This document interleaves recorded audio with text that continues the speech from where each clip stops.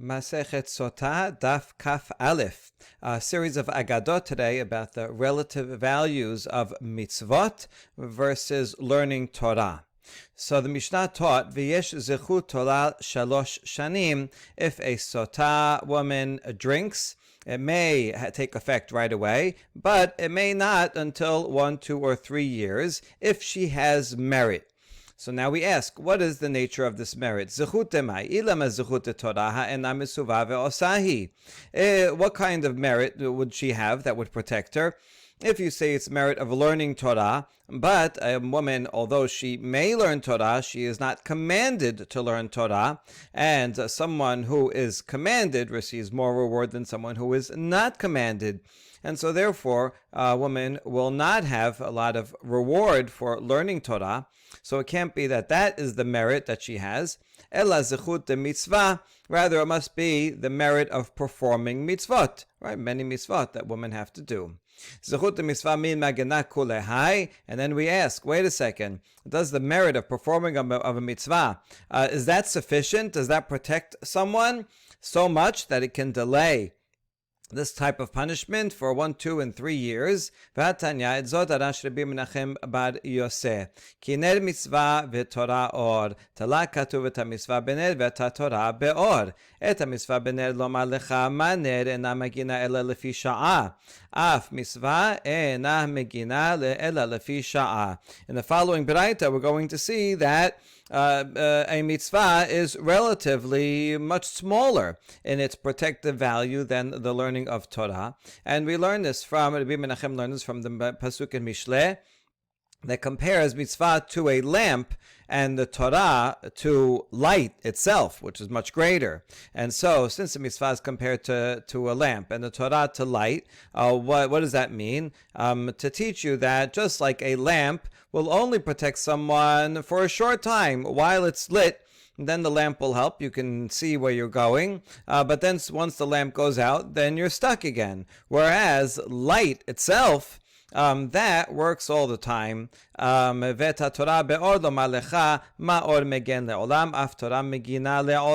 Just like light protects a person forever, like the light of the sun, right? Never goes out. So a lamp is a temporary light, so to a mitzvah has only temporary protection, whereas or, referring to light itself, light from an unceasing source like the sun, that lasts forever. So too, Torah protects one not only while they're learning, but also after, when they're not learning. It continues its beneficial effect.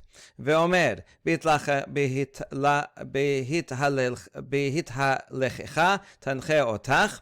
Another pasuk in Mishleh, that continues. We're going to analyze each part of it. Bihithalechecha tanche otach. The pasuk in Mishleh here is talking about wisdom, which Midrash says is synonymous with Torah. Torah will lead you when you walk. Zel haolam hazeh. That's referring to in this world. It teaches a person what to do, how to act, and leads them in a way that they will be protected from harm. B'shochbecha tishmor alecha zo mita. And when you lie down, it will also protect over you. Meaning, at the time of one's death, the time of a person's death will be without suffering. If they learn Torah, so that it protects them at the time of death also from harm. And when you wake up, it will speak with you. So literally, it's talking about when you go to sleep, you think about wisdom. When you wake up, you think about wisdom. But in this midrash, in this beraita, it's talking about during the resurrection, when wakes up at the time of Techiyat HaMetim, then also the benefit of the Torah that they had will guide them this world and the next world and protect them from any harm. So that's the great benefit of Torah, right, which lasts forever, unlike a mitzvah, which is only for a short time. The Beraita continues, but you already see the point of the Beraita, that if a woman doesn't have the merit of Torah, but only mitzvah, then that's not going to be sufficient protection to account for what the Mishnah says, that it will delay punishment for years. Okay, Baraita continues. Mashal Adam shehamelech bi'ishon laila va'afela u'mityareh min hakosim u'min ha'pehatim u'min habarkanim u'mechaya ra'a min ha'listim ve'eno yodea be'ezeh derech mehalech. Here's a parable. A person is walking in the dark of the night. And so he can't see where he's going. And also he's afraid of thorns that might scratch him, of pits that he might fall in, of thistles. He can't see where he's going. He's also afraid of wild animals, and also from robbers that might mug him on the way. And also, to add to all that, he doesn't know which way he's going. He's lost. All right, so this person really needs a lot of help. So he gets help one by one. If he's able to get his hands on a torch, then he'll be safe from thorns, from pits, from thistles, because he can see immediately around him, and so he won't fall into a pit. But he still is going to have the other problems, that he might be attacked by a wild animal or by robbers, and he still doesn't know which way he's going. Now, when the sun rises, he doesn't have to worry about wild animals and bandits. They all go away once it's light out. But he still doesn't know which way he's going. When he gets to a crossroad and it says a sign, right, this way east, this way to that city, then he knows where he's going as well. All right, so that's all the part of the mashal. So this lamp, what is that equal to? Well, the lamp is equal to a mitzvah, as we said before. So it gives him temporary protection for the immediate threats that are around him. The sunrise, right? That's the od that we saw before. That's analogous to Torah study, right? And that will give him much more protection, even over wild animals and bandits. Meaning, right, this is for a long time to come. Now, the Baraita here does not explain what's the third thing equivalent to. When he gets to a crossroad, the bottom of this page will explain what that is equivalent to. All right, but so far we see here that the benefit of Torah is much greater than the protection offered by just mitzvot. We're continuing the Baraita. We still didn't answer the question. Davar acher, avera mechaba mitzvah, ben avera mechaba Torah shneimar, ma'im rabim lo yichelu lechabot et hahaba. Or another explanation of that pasuk in Mishleh, of why is a mitzvah only like a lamp?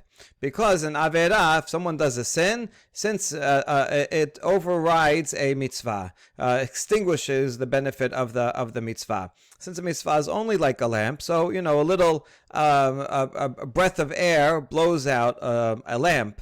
And so an Avera is sufficient to blow away the benefit of a mitzvah. However, the Torah, which is like the light of the sun, that even if someone commits a sin, will not override the merit of Torah. As the pasuk in Shir Shirim says, even many waters cannot extinguish the love being compared to the study of Torah. So that's another way in which Torah is better than just a mitzvah that one does. That sin will override the benefit of a mitzvah, but not override the benefit of Torah. Okay, that's the end of the Braita, and this is the end of our question, right? Our question was, by what merit will a Sotah woman have that it will delay the punishment 1, 2, and 3 years, since it can't be the benefit of the merit of Torah, since she's not commanded, so she can learn Torah, but she won't be commanded to have the reward. And if it's only of doing mitzvot,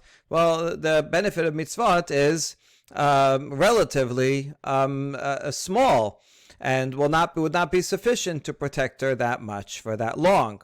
So here's the answer. Amar Rav Yosef, mitzvah bidana de'asek ba magana u'masla, bidana de la asek ba agune magana, asule la masla. Torah ben bidana de'asek ba, uben bidana de la asek ba, magana u'masla. So Rav Yosef explains that a mitzvah, while a person is doing the mitzvah itself, right, they're in the middle of visiting a sick person, then the merit of the mitzvah will protect the person from harm and also save a person from making a sin. However, when the person is finished doing the mitzvah, that's it, they went home and they're done. Nevertheless, the mitzvah continues to protect them. However, it will not save them from sin. So you see, this is sufficient. Even if a woman has mitzvot, then although she's not doing the mitzvot right now while she's a sotah, up there and drinking, so she won't be saved from making a sin, but she will be protected. So yes, the protection of a mitzvah is sufficient according to Rav Yosef, even though it's less than Torah. In what way is it less than Torah? Torah, both when one is learning Torah and also when one is not learning Torah. The merit of the Torah both protects and even saves a person from sinning. So that's why Torah is better. That's what I was talking about here in the Braita, that the Torah has long-term effect, even to save someone from sinning. Not so for mitzvah, but even a mitzvah does offer protection, sufficient protection from harm, from punishment, that would allow the Sotah woman to delay the punishment for up to 3 years. So that's Rav Yosef's answer. Now we're going to challenge it and give an attenuated answer, another version of the answer. Matkif la rabba. אלא מעתה דואג ואחיתופל מילה עסקה בתורה, עמי לה הגנה עליהו. Rabba says, דואג and Achitophel, right, both mentioned in Sefer Shemuel, associated with David. And they were known as great scholars. Now, this is now according to the Midrash. In Peshat, Achitophel was a very wise person. Doeg was the head of the shepherds, chief herdsman of Shaul. So I mean, they were important leaders, but doesn't say in the text that they were Torah scholars. But the rabbis interpret that to mean head of the herdsman, that he was the head of the Sanhedrin. And Achitophel is very wise in Torah. Okay, so according to that understanding, that they studied Torah, how come it did not protect them? Because, right, both of them had a terrible career and death and punishment. So how come their Torah did not protect them? Ela marava Torah beidana dasek ba magna umasla beidana de lasek ba agune magna asule la masla. Rather, Rava is going to lower the levels of both Torah and mitzvah, although Torah still will be better than mitzvah. But altogether, Torah, if one is in the middle of studying, while one is studying Torah, then it protects the person from harm and saves them from sinning. But when a person is not studying Torah, although it will protect them from harm, it will not save them from sinning. And that's why Doeg and Achitophel, although they were learned in Torah, and while they were learning Torah, they would do the right thing. But they weren't always learning Torah, and at the time that they did not learn Torah, they got themselves into trouble, they made bad decisions, they sinned. And that's why it did not protect them at the time when they were not studying Torah from sinning. Mitzvah, ben b'danada sigba, ben b'danada la sigba, gune magna, asule la masla. A mitzvah, during the time one is doing it, and also during the time one is not doing it, it always protects. However, the power of mitzvah never saves a person from sinning, but it does always protect a person. And so this would answer the question for Doeg and Achitophel, because we're lowering the protection value of Torah, that it will not save from sinning when one is not learning Torah. However, mitzvah, this is sufficient, since women do mitzvot. So even when they're not actually doing mitzvot, but if they had done mitzvot in the past, that will protect them from the harm of punishment. And so this is still a sufficient answer. Okay, so far we had two answers. Now we have a third. Ravinama lolam zechut Torah dekamat enah מסובה ועושה נהי דפיקודי לה מפקדה באגרה דמקריין ומתניין בניהו ונתרן הוא לגבריהו עד דעתו מבין מדרשה מילה פלגן בהדיהו. Ravina says, I can go back to the original hypothesis you said, that is the merit of Torah. And I know you said that she is not commanded to learn Torah, so she's not going to get that benefit that a man would who is commanded to. That's true. A woman is not commanded to. Nevertheless, she will receive reward for encouraging her sons to go and study Mikra, right, scripture, and Mishnah, right? They go and pack them up for school and help them with their homework. And also they wait for their husbands to come home from learning in the Bet Midrash, and encourage them as well, and make it possible for their husbands to learn Torah. So for the merit of women encouraging and making it possible for their children and their husbands to learn Torah, they also get their share in the reward, equal share as the husbands do, as the men do. And so that's how they can get zichut of Torah as well. All right, so now we have answers either through the protection of mitzvot or through the merit of Torah. Women, that's the various types of merit that women can have, and that will delay their punishment of Sotah. Okay, now we answered the question. We just want to go back to that baraita that mentioned my parashat derachim. The baraita mentioned 3 levels in the mashal. A person is totally lost if he finds a torch. That's like mitzvot that help one temporarily, and then when the sun rises, that gives extra help. That's like the merit of Torah. But then it says, and then if he gets to a crossroads, then he's saved from everything and he knows which way he's going. But we don't know what's the nimshal of that. So we're going to have a couple of opinions. At a time of a person's death, if he already committed himself to mitzvot and Torah, then at the time of the crossroads, right, time of death, of what's going to happen to this person, is he going to go and merit olam haba or not? So at the time of death, everything will be clear to him, and he'll have a clear path and know where he's going. Rav Nachman bar Yitzchak amar zeh tamid v'chacham v'yirat chet. Rav Nachman says, no, it's during a person's lifetime. Person has mitzvot, that's one good thing. Torah, another good thing. If he also has fear of sin, then surely he'll be protected from any problems. Mozutra says, no, it's also part of one's learning, right? You do mitzvot, that's one thing. Torah is better if you can continue learning Torah in such a way that the discussions conclude according to halacha, so that you know not only all the theoretical opinions, but also know the halacha lemaaseh, so you can actually do the right thing. So that's like being at the crossroads, and now, right, you're lost for a while, which is true. When you're studying a subject for a long time, right, it's very confusing. There's lots of different opinions, and you don't know which way to go, and you try this argument and that argument and this opinion, all right. But eventually, if you study the subject in a sufficient depth, then you get to the end. You see what the conclusion is. You see what the poskim say. And then that's getting to the crossroads. You say, oh, now I see which way I'm supposed to go. And that is the halacha lema'aseh. Okay, davar acher, continuing to study that baraita. Baraita gave a different opinion about why mitzvah is only like a lamp. And it said, because avera mechaba mitzvah and avera mechaba Torah, a lamp, right, a small breath of air can put a lamp out. That's like a sin that puts out a mitzvah, meaning stops the merit of the mitzvah from protecting a person, whereas avera cannot extinguish the merit of Torah. Amar Rav Yosef derasheh de Rabbi Menachem bar Yosef lehaikera ki Sinai. ואמלא דרשו הדואג ואחיתופל הכי לא רדפו בתר דוד דכתיב לאמור אלוהים עזה בו.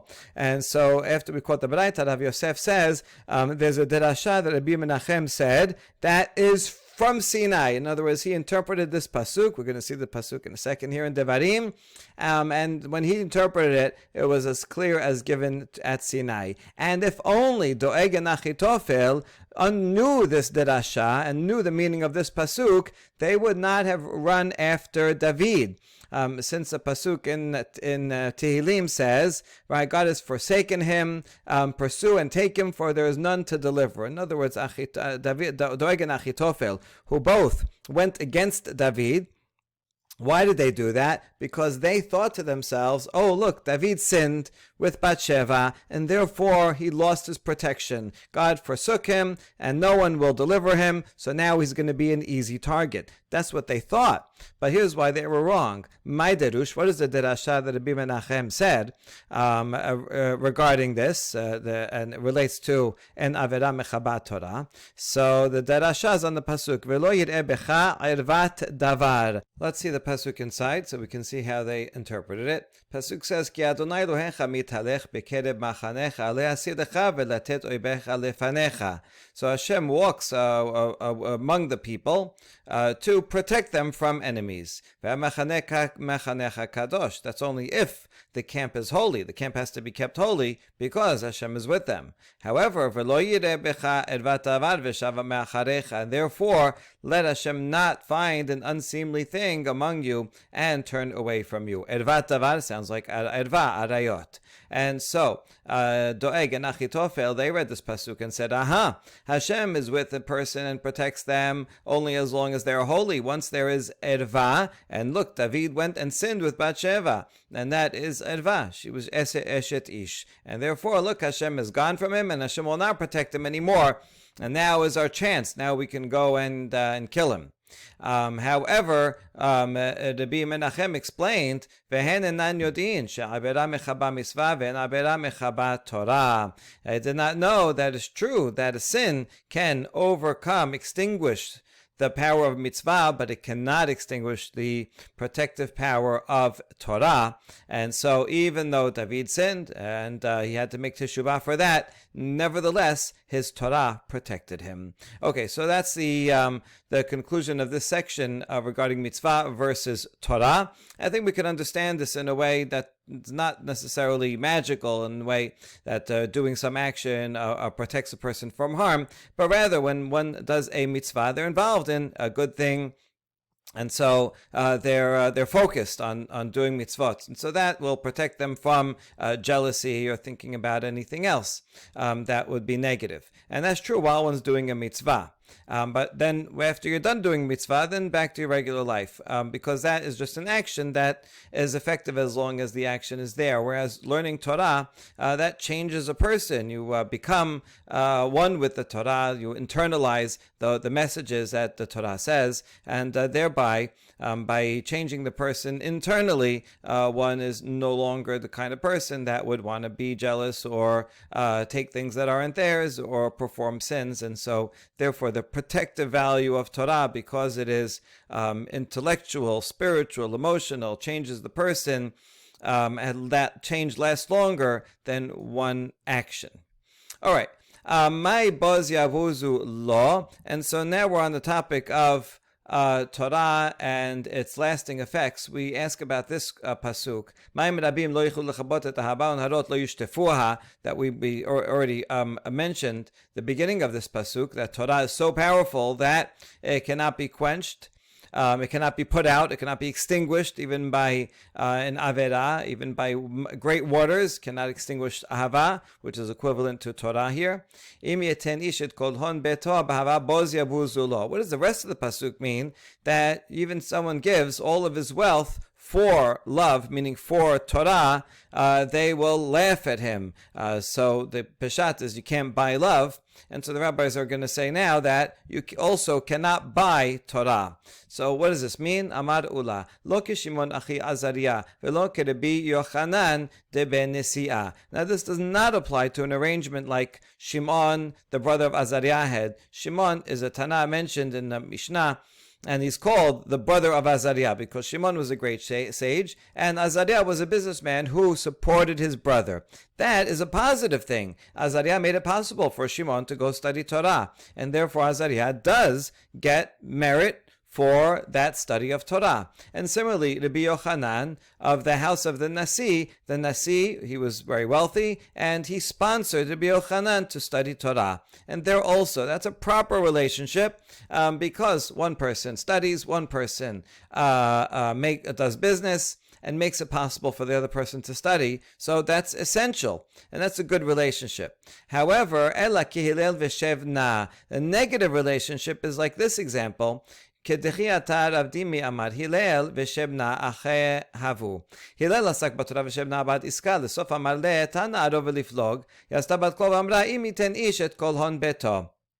In this case, Hillel and Shevna were brothers. Hillel went and studied Torah independently. He didn't need his brother to support him. He was able to support himself some other way.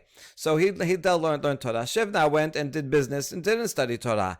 Afterwards, many years later, Shevna says, you know what? I didn't study this whole time. I want to buy your share of half of your share of Torah, and I'll give you money for it. No, it doesn't work that way. Bat Kol Kemen says, if you want to go buy someone's Torah after they already studied it, then that's considered laughable. You can't do that. So if it's to make it possible, the person otherwise wouldn't be able to study Torah, and now you sponsor them and make it possible, that is a positive thing, and that deserves merit. If a person, they already studied Torah, they didn't need you, and now you come and say, oh, I want to buy the merit. No, that's a fake way of doing it. It doesn't work. Okay, next section of the Mishnah. Omer ben Azai, chayav adam lelamed et bito. Ben Azai said that a man has to teach his daughter Torah. That was one opinion. Rabbi Eliezer had the opposite opinion that no, it's like it is teaching her promiscuity. This is the original language of the Mishnah. It is teaching her promiscuity. So the Gemara wonders, really? You're going to say that teaching Torah is the same as teaching promiscuity? Right? How could you say something so negative about teaching Torah? No,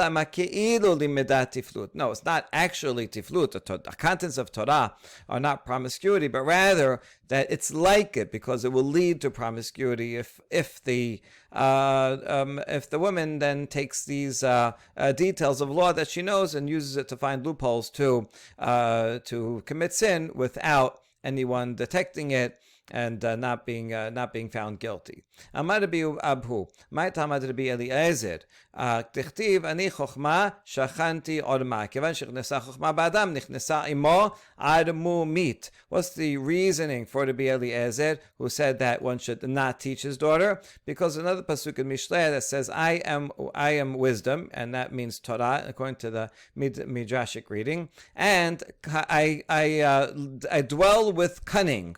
Right? So what does that mean? That when one learns Torah, one acquires cunning. It means that once someone learns Torah, then they become cunning. They're like, oh, they find all kinds of loopholes. Oh, look, I could do this, and I can get away with this, and I could find ways of doing negative things without being found guilty. And so, therefore, without other proper background and training, learning Torah could be used in a negative way. But Rabbanan hai ani chokhma mai avidle. Now, the other sages who said one should teach one's daughter Torah, so what are they going to do with this pasuk? And the answer is, and divrei Torah mitkayimim ela b'mi shema'amid asmo arum aleim shenemar ani chokhma shachanti orma. So this is for the teaching of Rabbi Yosef, who said that Torah will not be fulfilled except with someone who is willing to make himself naked for them. In other words, they're willing to give up anything, material things, even sell the shirt off their back, if needed, in order to study Torah. That's their single focus, and nothing else is important to them.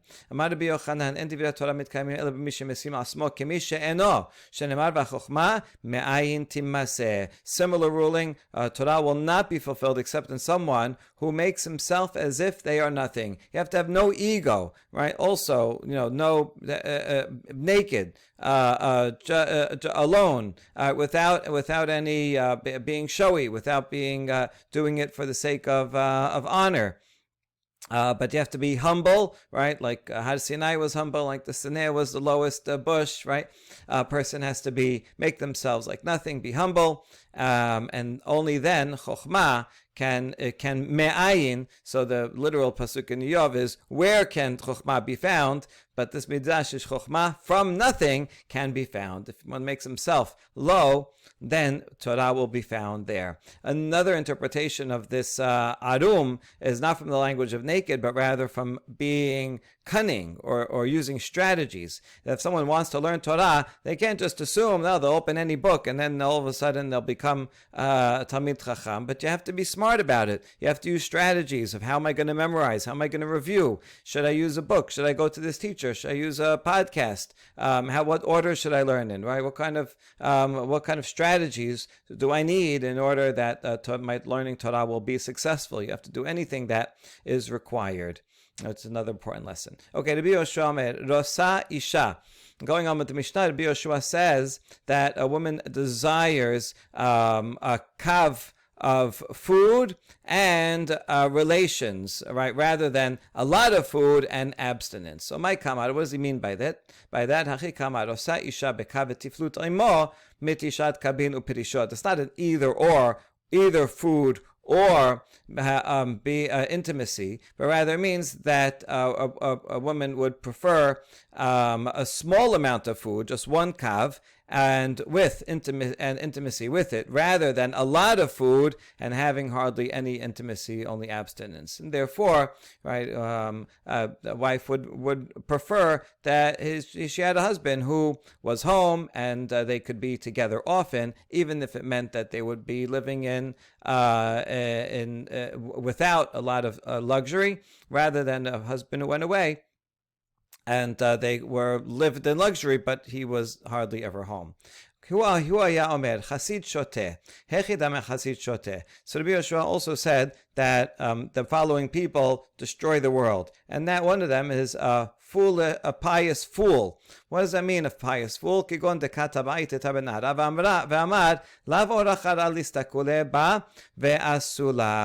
a woman is drowning in a river, and this pious fool says, it's not proper for me to look at her, and so therefore I'm not going to save her. So because he's so pious, he's so modest, and he doesn't want to be attracted to this woman, so he's going to let her drown. So that's very foolish. And the next person on the list was an evil person who was cunning. What does that mean? So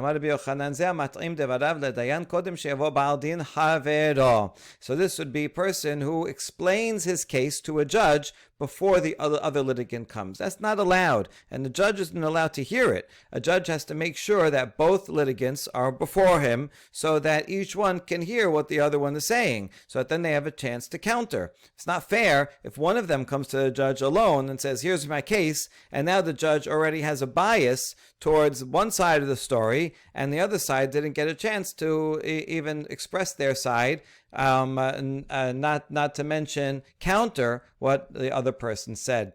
So a judge is not allowed to do that, and also the litigant is not allowed to do that. So a cunning litigant, a cunning evil person goes and he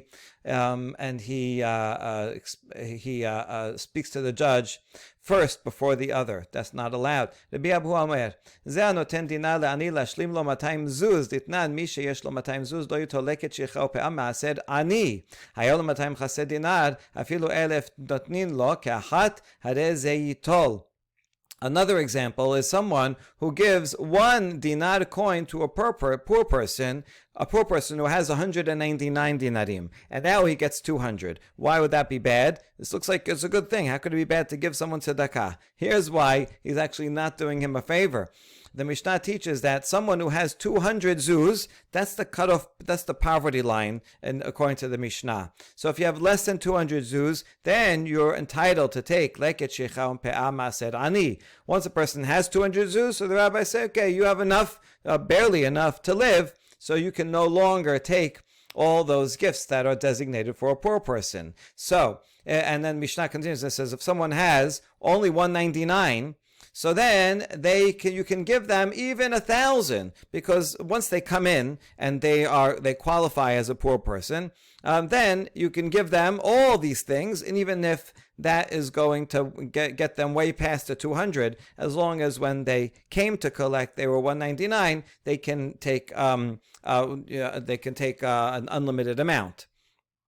I'm assuming there's funds available and they need it for something and all that. Okay, so anyway, this evil person, what does he do? He goes to this poor person, right? The poor person is about to enter the charity line to receive, and he says, "Oh, well, how much you have? 199. Here's one." Right, and now he has 200. Now he can't go and enter and receive any of these gifts.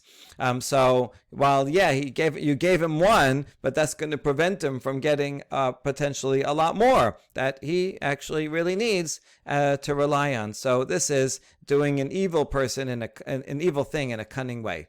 Rabbi Yaseh אמר רבי יוחנן, זה המשיא עשה למכור בנכסים מועטים. אמר רבי יסיא, אמר רבי יוחנן, יתומים שקדמו מכרו בנכסים מועטים, מה שמכרו מכרו.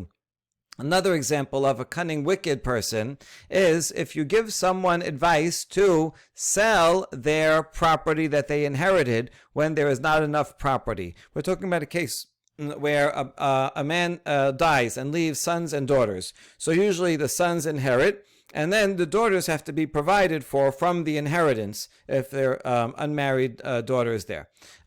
So now, what if it's a small inheritance? There's not enough to fulfill all the needs. So then, yes, the land goes to the sons, but all that land and everything it produces goes to the daughters to feed them, and the sons get nothing from it. The sons have to go out begging for food.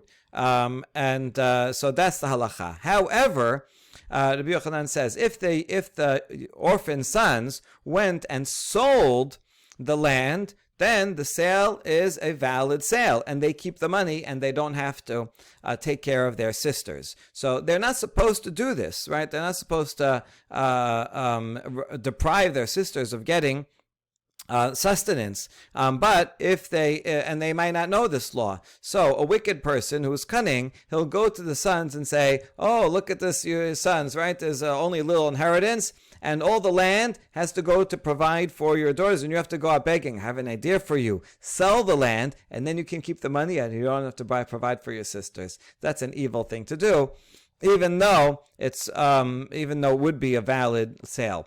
Abaye amar ze masi asa limkor benechasim keraban Shimon ben Gamliel Tanya. נכסי לך ואחריך לפלוני, וירד הראשון ומכר ואכל, והשני מוציא מיד הלקוחות ברבי. רבן שמעון בן גמליאל אומר, אין לשני אלא מה ששיער ראשון. Another example that has to do with inheritance. And this is someone, an evil person, goes and gives advice that an inheritor should sell land, and this would be the following the opinion of Rabban Shimon ben Gamliel. What's the case? The following braita. If a person, before he dies, says, "I want this piece of land to go to you, and after you, I want it to go to Mr. Cohen." So that's what he puts in his will. He can do that. I want you to enjoy it right while you're around, and then I want to go to Mr. Cohen after. And so what does the first one do? If the first guy who inherited it first, if he sells it, right, and consumes the profit, so he gets cash value for the land, and then he spends the cash, what's the law? The other guy, Mr. Cohen, he can go and say, "Hey, that land was supposed to go to me after, and the first inheritor who sold it to you didn't have a right to sell it to you forever because it goes to me next," and so he can take it. That's according to the B. So according to the B, the fact that the first inheritor sold it will not help him, right? And then because those purchasers then will go after that inheritor or whoever inherits him and try to get their money back. However, according to the Rabban Shimon ben Gamliel, the second inheritor, Mr. Cohen, only has the land that's left by the first inheritor, and so he can't go and collect the land from the people who bought it. And so therefore, according to the Rabban Shimon ben Gamliel, it's not a very nice thing to do, but it is a valid sale. If the first inheritor sells it and takes the money, consumes the money, the second inheritor, that Mr. Cohen, has no recourse. And so if an evil person is cunning, he'll go and give his friend that advice. "Hey, just sell the land, you could spend all the money, and no one will ever be able to come after it." So that's another example of a cunning evil thing. Rav Yosef bar Chama amar Rav Sheshet, "Zeh machriya acherim be'orchotav." So another example, we're going to have 7 applications of what this is. So this next one is someone who persuades other to go in his ways. He has some kind of seemingly righteous behavior, and yeah, maybe it's a good thing to do, but he does it in order to gain popularity, to gain a following. He wants to create a little movement of people who all do this thing, and so that also he is doing evil in a conniving way. It looks like he's doing good, but he's really there just to be self-centered and to hide other faults that he has. Rabbi Zerika Amar Rav Huna, Ze mekel le'asmo machmir la'acherim. Or another application, someone who is lenient for himself in halacha, but stringent for others. He tells everybody, oh, this is not allowed, you have to be very stringent, but he himself doesn't even follow it. And the last one, Aula Amar, Ze shekara v'shana v'lo shimesh tamidei chachamim. This is the last and the seventh application, is someone who reads Torah and Mishnah, but doesn't serve Torah scholars. He only knows Torah shebichtav and Torah shebe'al peh. Sounds like a pretty good thing, right? But he knows only the basics, but did not learn from Torah scholars in order to understand the reasoning behind the halachot, how to apply the halachot. He just knows the basic material, but doesn't know anything else. You have to go and study with a Talmid Chacham in order to have a proper understanding and a proper application of what the Torah is. And we'll elaborate more on this last application tomorrow. Baruch Adonai Leolam. Amen ve'amen.